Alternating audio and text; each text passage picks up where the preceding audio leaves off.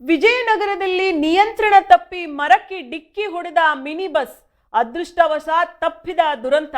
ವಿಜಯನಗರ ಜಿಲ್ಲೆಯ ಹೊಸಪೇಟೆ ತಾಲೂಕಿನ ಐತಿಹಾಸಿಕ ಹಂಪಿಯ ತೇರು ಬೀದಿಯಲ್ಲಿ ಇಂದು ಮಿನಿ ಬಸ್ ಒಂದು ನಿಯಂತ್ರಣ ತಪ್ಪಿ ಮರಕ್ಕೆ ಡಿಕ್ಕಿ ಹೊಡೆದ ಪರಿಣಾಮ ಭಾರೀ ದುರಂತವೊಂದು ಕೂದಲೆಳೆಯ ಅಂತರದಲ್ಲಿ ತಪ್ಪಿದ ಘಟನೆ ನಡೆದಿದೆ.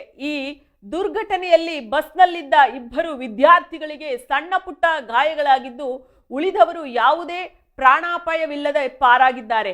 ಘಟನೆಯ ವಿವರಗಳನ್ನ ಗಮನಿಸುವುದಾದರೆ, ಲಿಂಗಸೂರಿನ ಸ್ವಾಮಿ ವಿವೇಕಾನಂದ ಆಯುರ್ವೇದಿಕ್ ಮೆಡಿಕಲ್ ಕಾಲೇಜಿನ ವಿದ್ಯಾರ್ಥಿಗಳನ್ನು ಹೊತ್ತೊಯ್ಯುತ್ತಿದ್ದ ಮಿನಿ ಬಸ್ ಹಂಪಿಯ ಪ್ರವಾಸಿ ತಾಣಗಳನ್ನ ಸುತ್ತಾಡಲು ತೆರಳುತ್ತಿದ್ದಾಗ ಈ ದುರ್ಘಟನೆ ಸಂಭವಿಸಿದೆ.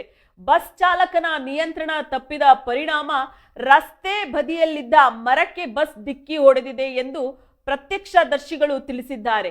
ಬಸ್ನಲ್ಲಿದ್ದ ವಿದ್ಯಾರ್ಥಿಗಳು ಮಹಾರಾಷ್ಟ್ರ ರಾಜ್ಯದವರಾಗಿದ್ದು ಲಿಂಗಸೂರಿನಲ್ಲಿ ಆಯುರ್ವೇದ ವೈದ್ಯಕೀಯ ಶಿಕ್ಷಣವನ್ನು ಪಡೆಯುತ್ತಿದ್ದರು.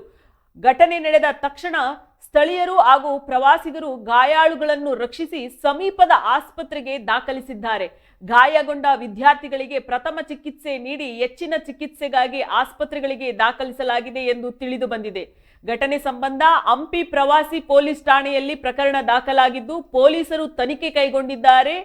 ಬಸ್ ಚಾಲಕನ ನಿರ್ಲಕ್ಷ್ಯವೇ ಅಪಘಾತಕ್ಕೆ ಕಾರಣವೋ ಅಥವಾ ಬೇರೆ ಯಾವುದೇ ಕಾರಣಗಳಿವೆಯೋ ಎಂಬುದನ್ನು ಪೊಲೀಸರು ಪರಿಶೀಲಿಸುತ್ತಿದ್ದಾರೆ. ಈ ಘಟನೆಯಿಂದಾಗಿ ಕೆಲಕಾಲ ತೇರು ಬೀದಿಯಲ್ಲಿ ಸಂಚಾರ ಅಸ್ತವ್ಯಸ್ತಗೊಂಡಿತ್ತು. ನಂತರ ಪೊಲೀಸರು ವಾಹನ ಸಂಚಾರವನ್ನ ಸುಗಮಗೊಳಿಸಿದರು.